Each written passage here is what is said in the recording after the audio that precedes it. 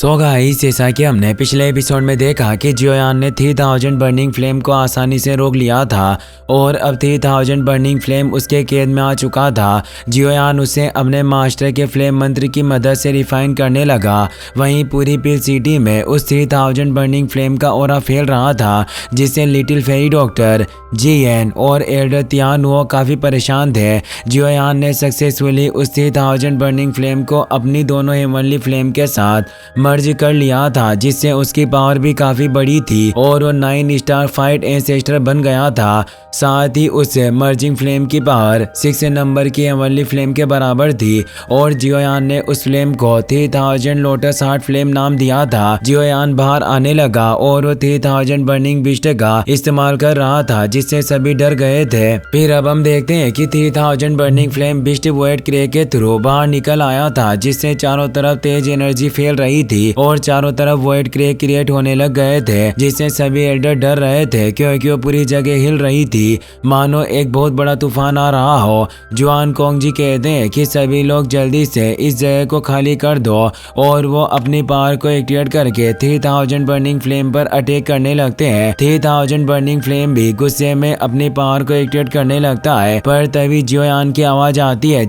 जो 3000 burning flame से कहता है कि एसोसिएशन हेड के साथ खिलवाड़ करना बंद करो और जल्दी से अपनी इस फॉर्म को डिसअपियर कर लो। सभी जियोयान की आवाज सुनकर हैरान थे। लिटिल फेरी डॉक्टर ने भी अपनी पावर को डीएक्टिवेट कर लिया था। जियोयान अब उस पोर्टल से बाहर आ जाता है और वो 3000 बर्निंग फ्लेम बॉडी गायब हो जाती है। जियन काफी खुश हुई बोलती है कि यह जियोयान है। जियोयान तीनों एसोसिएशन हेड को रेस्पेक्ट देकर बोलता है कि मुझे उम्मीद है कि आप तीनों ठीक होंगे और मेरी वजह से आपको कोई परेशानी नहीं हुई होगी। तीनों एसोसिएशन हेड काफी हैरान थे कि जियोयान बिल्कुल ठीक है और उसने 3000 बर्निंग फ्लेम को अपने काबू में कर लिया है। बाकी के एल्डर भी हैरानी से कहते हैं कि ये जियोयान है और ये वास्तव में स्टार रीजन के उस एक्सप्लोजन से बच गया। जियन, लिटिल फेरी डॉक्टर और एल्डर तियान वो जल्दी से जियोयान के पास आते हैं। वो तीनों से देखकर काफी खुश थे। जियन बोलती है कि मुझे पहले ही पता था कि तुम बिल्कुल ठीक होगे क्योंकि मेरा ड्रैगन सिंबल बरकरार था और मुझे उम्मीद थी कि वो ड्रैगन इम्प्रिंट अपना काम जरूर करेगा और जियोयान उसकी वजह से ही 3000 बर्निंग फ्लेम को काबू कर लेगा। एल्डर तियान वो बोलते हैं कि लिटिल गर्ल, मुझे नहीं लगता कि तुम ईमानदारी से बात कर रही हो। मैं अच्छी तरह से जानता हूँ कि तुम लिटिल फेरी डॉक्टर की तरह ही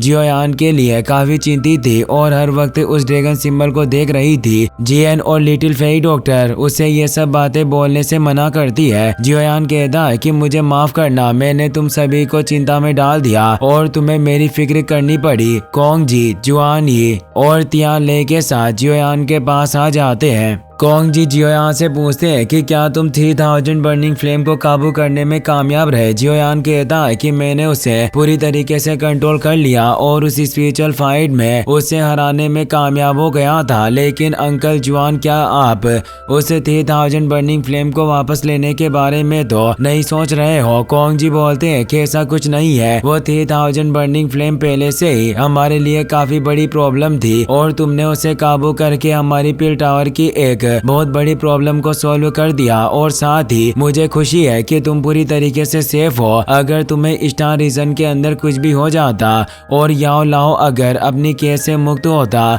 तो निश्चित रूप से हमें बहुत ज्यादा कष्ट देता कि हम उसके डिसेबल को प्रोटेस्ट नहीं कर पाए। जियोयान को मास्टर याओ लाओ की काफी याद आने लगती है क्योंकि अभी भी मास्टर होलो सोल्स में कैद थे। जुआनी जियोयान से कहती है कि तुम जब स्टार रीजन में थे तब हमने याओ लाओ को कैद की गई जगह की खुफिया जानकारी पता करने की कोशिश की और हमें जो जानकारी मिली उसके अनुसार होलो सोल्स ने याओ लाओ को पहले से ही डार्क अंडरग्राउंड सिटी से बाहर निकाल दिया है और दूसरी जगह शिफ्ट कर दिया है। जियोयान क्यूरियस हुआ पूछता है कि अभी मेरे मास्टर याओ लाओ को कहाँ रखा गया है। तियान ले कहते हैं कि हमारे पास सुराग है लेकिन अभी तक कुछ भी श्योर नहीं हो पा रहा है। आखिर उनकी करंट लोकेशन क्या है? हमें थोड़ा और वक्त लगेगा ताकि हम याओ लाओ की करंट लोकेशन का पता लगा पाए। कोंग जी बोलते हैं कि जियोयान, तुम्हें घबराना नहीं चाहिए। याओ लाओ होलो सोल के लिए काफ़ी ज़्यादा मूल्यवान है और वो कभी भी एल्केमिस्ट को मारने की गलती नहीं करेंगे। और मुझे पूरा भरोसा है कि जब तक याओ लाओ को मारना काफ़ी ज़्यादा आवश्यक ना हो, वो उसे नुकसान पहुँचाने की कोई भी जुर्रत नहीं करेंगे। इसीलिए तुम्हें बिना चिंता किए याओ लाओ के ठिकाने का पता चलने का इंतजार करना होगा। जियोयान खुद से वादा करते हुए बोलता है कि मास्टर आप चिंता ना करें, आपका ये शिष्य निश्चित रूप से जल्दी आपको बचाने आएगा और उन हॉल ऑफ सोल्स के कमीने लोगों ने आज तक आपको जो भी कष्ट दिए हैं मैं उन्हें 100,000 गुना वापस लौटाऊंगा।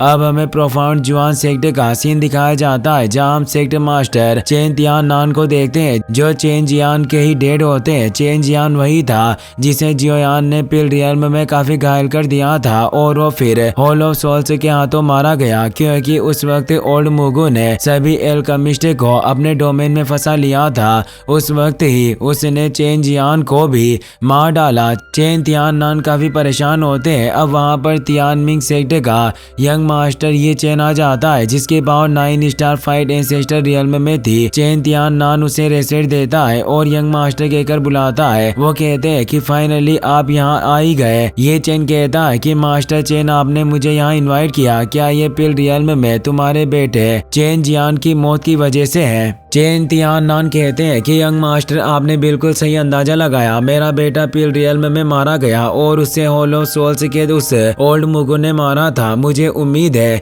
कि आपका तियान मिंग सेक्ट मुझे न्याय दिलाने में मदद करेगा। ये चेन उनकी तरफ अपने ड्रैगर को फेंक कर कहता है कि मास्टर चेन क्या आप भूल गए हमारा तियान मिंग सेक्ट पहले से ही हॉल ऑफ सोल्स के साथ जुड़ा हुआ है। ये सुनकर चेन तियान नान हैरान हो जाते हैं। ये चेन बोलता है कि अगर हम टेक्निकली रूप से देखें तो तुम्हारा ये प्रोफाउंड जुआन सेक्ट हमारे तियान मिंग सेक्ट के अंडर आता है, इसीलिए हमें तुम्हें न्याय दिलाने में मदद करनी होगी। लेकिन हम तुम्हारे इस निजी मामले की वजह से हमारे सेक्ट के सहयोगियों के बीच के रिलेशन को बिगाड़ नहीं सकते। इससे हमारे पूरे सेक्ट पर बहुत बुरा असर पड़ेगा और ये बिल्कुल भी वर्थ इट नहीं होगा।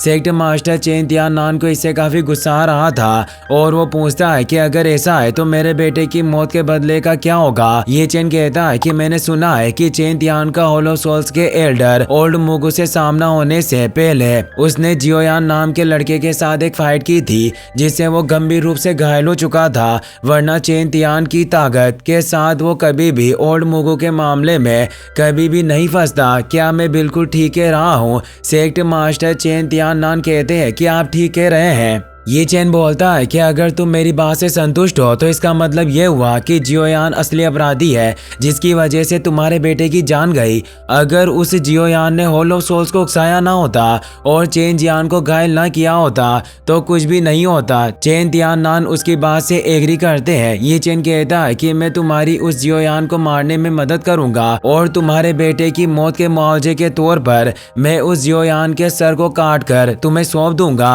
जिससे तुम्हारा प्रतिशोध पूरा होगा। और जहाँ तक हॉल ऑफ सोल्स के एल्डर ओल्ड मुगु का सवाल है, मैं बीच में अपनी पोजीशन को बनाए रखूंगा और तुम्हारी हॉल ऑफ सोल्स के ओल्ड मुगु से पहचान करवाऊंगा जिससे तुम फ्यूचर में खुद ही उस ओल्ड मुगु से बदला लेने की कोशिश कर सकते हो। तुम्हें आखिर मेरा ये पूरा प्लान कैसा लगा? चेन तियान नान उसकी रेस्पेक्ट करते हुए कहते हैं कि यंग मास्टर आपके द्वारा बताए गए प्लान का मैं पालन करूंगा और मुझे आपके बताए रास्ते पर चलने में कोई हर्ज नहीं है। वहीं अब हम जियोयान को देखते हैं जो अपनी पावर को आजमाना चाहता था, इसीलिए एल्डर तियानुओ से फाइट करने के लिए तैयार था। जियोयान अपनी पावर से गोड सील की माउंटेन ब्रेकिंग सील को एक्टिवेट करता है और उससे तियानुओ पर अटैक करता है। उसका ऑरा इतना ज्यादा था कि उसे देखकर लिटिल फेई डॉक्टर खुश हो रही थी कि जियोयान वाकई काफी पावरफुल हो चुका है। तियानुओ भी अपनी पावर को एक्टिवेट करके उस अटैक को रोक लेते हैं। जियोयान अब गोड सील की सी फ्लिपिंग सील को भी एक्टिवेट कर लेता है जिससे तियानुओ पर ऊपर से पावरफुल अटैक होने लगते हैं जिससे उन्हें काफी प्रॉब्लम हो रही थी और वो उस अटैक का सामना नहीं कर पा रहे थे और वो हार मान लेते हैं। तियानुओ जियोयान को बताते हैं कि तुम्हारी ट्रेनिंग स्पीड वाकई काफी ज्यादा भयानक है, तुम्हारी स्पीड को कोई भी फाइट एंसेस्टर मैच नहीं कर सकता और ये हेवनली फ्लेम के साथ गॉड सील और वो एंग्री बुद्धा फायर लोटस तुम्हारे ट्रम्प कार्ड की तरह है जिनकी पूरी पावर का इस्तेमाल करने पर एक नॉर्मल फाइट वेनरेट भी तुम्हारी बराबरी नहीं कर सकता। जियोयान उन्हें उन्हें रेस्पेक्ट देते हुए बोलता है कि तियानवो आप मेरी कुछ ज्यादा ही तारीफ कर रहे हैं। तियानवो बोलते हैं कि यहाँ सिर्फ तुम ही टैलेंटेड नहीं हो, वो लिटिल फेरी डॉक्टर भी 3 स्टार फाइट वेनरेट की पीक पावर पर पहुंच चुकी है। लिटिल फेरी डॉक्टर और जियन भी वहां जाती है। तियानवो बोलते हैं कि तुम दोनों की ऐसी पावरफुल ट्रेनिंग स्पीड को देखकर वास्तव में मुझे भी तुमसे ईर्ष्या होने लगी है। लिटिल फेरी डॉक्टर मुस्कुराते हुए कहती है कि एल्डर तियानवो सिर्फ 1 साल में ही आप 1 स्टार फाइट वेनरेट की पीक पावर पर स्टेबल हो गए हो। मुझे लगता है कि आप जल्दी 2 स्टार फाइट वेनरेट पर पहुंचने के बाद आपको अपनी पुरानी पीक पावर पर पहुंचने में ज्यादा वक्त नहीं लगेगा। एल्डर तियानवो कहते हैं कि तुम जो कह रही हो ये करना इतना आसान नहीं है, क्योंकि मुझे अपनी पावर को रिकवर करने के लिए काफी हार्ड ट्रेनिंग करनी होगी और मुझे लगता है कि 3 स्टार फाइट वेनरेट की पावर को रिकवर करने में मुझे बहुत समय लगने वाला है। जियोयान बोलता है कि नॉर्मल ट्रेनिंग में वास्तव में काफी समय लगता है, लेकिन एल्डर तियानवो शायद आप भूल गए कि मैं एक ए टीयर का एल्केमिस्ट हूँ और वो उन्हें एक पिल देने लगता है। यह देखकर जियन शॉक हो जाती है। तियानवो भी हैरान थे। जियोयान कहता है कि ये पिल फूलिंग किंग डेन पिल है, इससे कमजोर ताकत वाले लोगों को जल्दी स्वस्थ होने में मदद मिलती है, साथ ही कल्टिवेशन पावर को भी बढ़ाया जा सकता है। एल्डर तियानवो आपके द्वारा इसे कंज्यूम करने के बाद आपको 3 स्टार फाइट वेनरेट की पावर को प्राप्त करने में ज्यादा वक्त नहीं लगेगा। तियानवो उसे लेने में हिचकिचा रहे थे तो जियोयान कहता है कि इस पूरी ट्रिप में तियानवो आपने मेरी काफी मदद की है और मैं कभी भी लोगों की दयालुता को नहीं भूलता।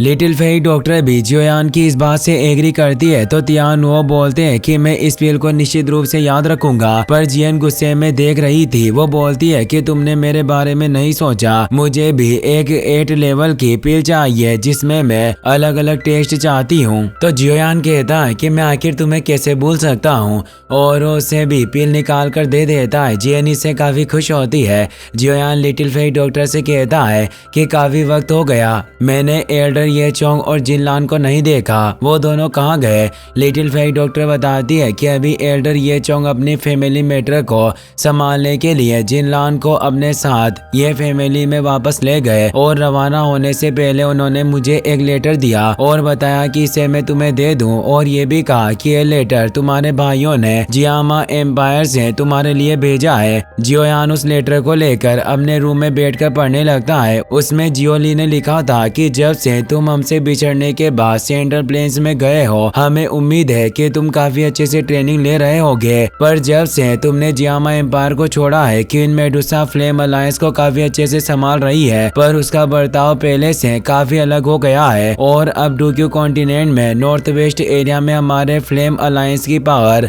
सबसे ज्यादा है, जिससे हम उस पूरे हिस्से को डोमिनेट कर पा रहे हैं और अब कई सारे सेक्ट हमारे साथ अलायंस बनाने के लिए आगे आ रहे हैं और ओल्ड हाइबोडोंग भी फाइट एंसेस्टर रियल्म में प्रमोट हो चुके हैं और अब वो भी हमारे फ्लेम अलायंस के लिए एक पावरफुल पिलर की तरह बन चुके हैं। पर हालांकि अब क्वीन मेडुसा काफी अजीब व्यवहार कर रही है, लेकिन तुम्हें घबराने की कोई जरूरत नहीं है, क्योंकि हमने स्नेक ट्राइब के पुजारियों से पहले ही इसके बारे में बातचीत कर ली है और वो पूरी तरीके से ठीक है। जियोयान ये सुनकर खुश था, उसे मेडुसा की याद आ रही होती है। इसी के साथ ये एपिसोड यहीं पर खत्म हो जाता है। गाइस, अगर आप इसका नेक्स्ट पार्ट भी जल्दी देखना चाहते हो तो इस वीडियो को लाइक करने के साथ साथ चैनल को सब्सक्राइब जरूर कर लेना। Thanks for watching.